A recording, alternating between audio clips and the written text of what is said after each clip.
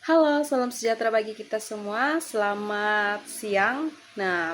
Perkenalkan nama saya Priska Glodia Wiguna, kelas PKK 4 semester 4. Pada kali ini saya akan berbagi tentang ini adalah tugas UAS. Saya akan menjelaskan kembali soal UAS yang telah saya kerjakan. Yang pertama itu pertanyaannya itu ada 5 pertanyaan. Pertanyaan pertama itu jelaskan apa tantangan, hambatan, dan peluang gereja Katolik di era globalisasi. Pertama saya akan menjelaskan tantangannya. Ada beberapa tantangan. Yang pertama itu ada sekularisme dan relativisme moral. Di mana di sini masyarakat modern itu semakin menjauh dari nilai-nilai keagamaan.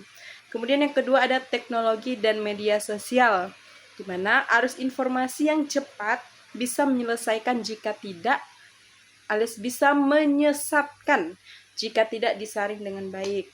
Teknologi dan media sosial itu bisa menyesatkan juga jika konten-konten yang masuk itu adalah hoax. Kemudian yang ketiga ada konsumerisme dan individualisme.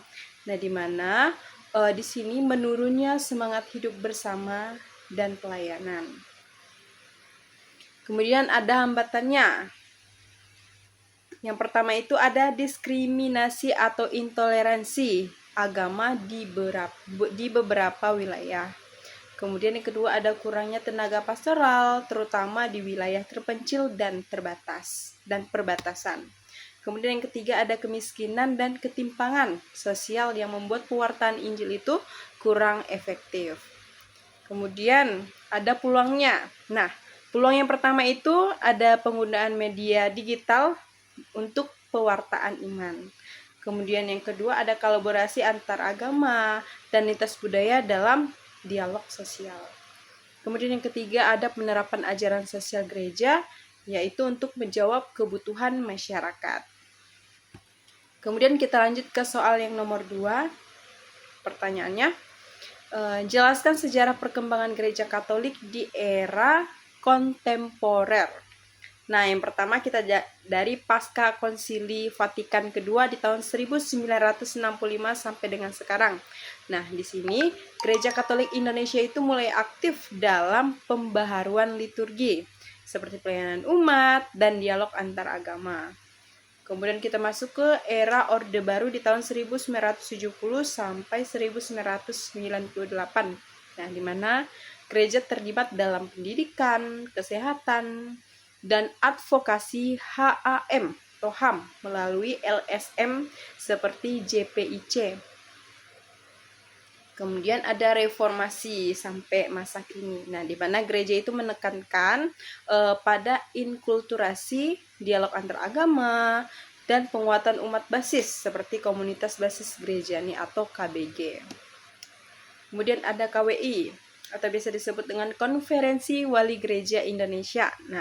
Di sini aktif mengeluarkan seruan moral dan pastoral terkait isu-isu nasional seperti lingkungan, korupsi, dan juga intoleransi. Kemudian lanjut ke soal yang nomor 3.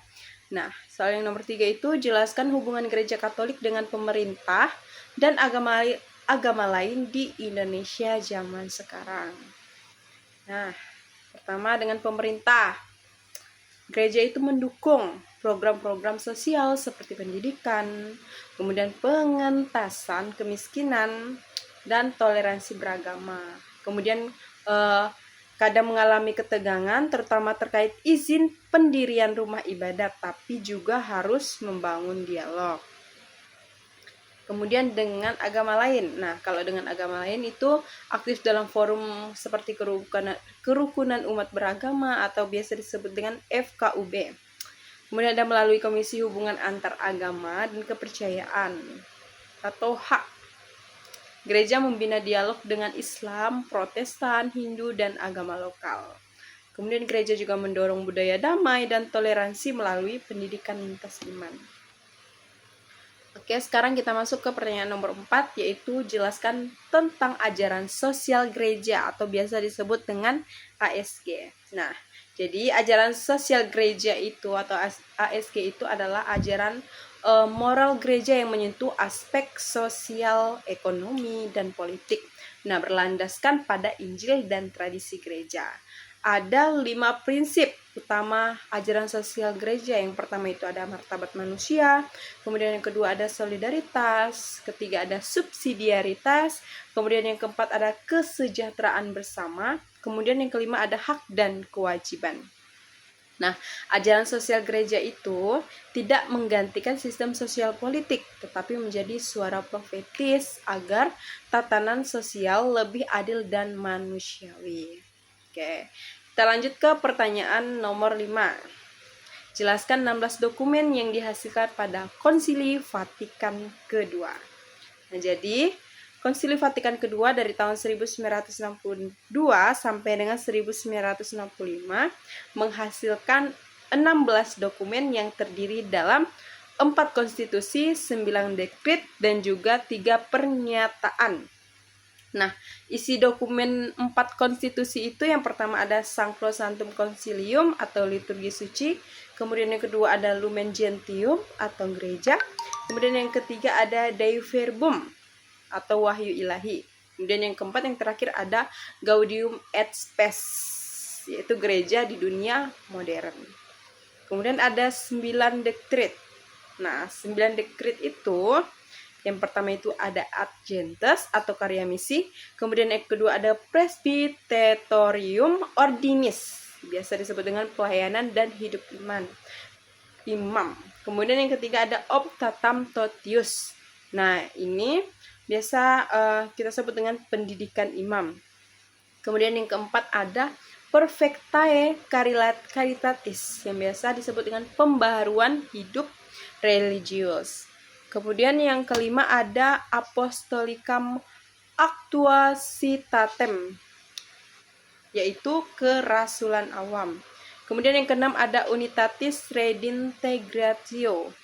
Nah, itu maksudnya ekumenisme. Kemudian yang ketujuh ada Orientalium Ecclesiarum, yaitu gereja-gereja timur. Kemudian selanjutnya yang ke-8 ada Intermarivisa atau disebut dengan media sosial.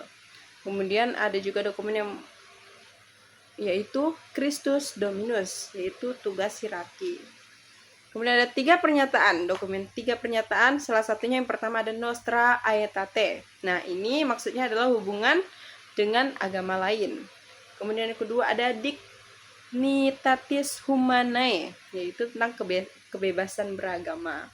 Kemudian yang ketiga ada Gravissimum Educationis atau pendidikan Kristen. Oke, cukup sekian dari saya. Terima kasih. Sampai jumpa.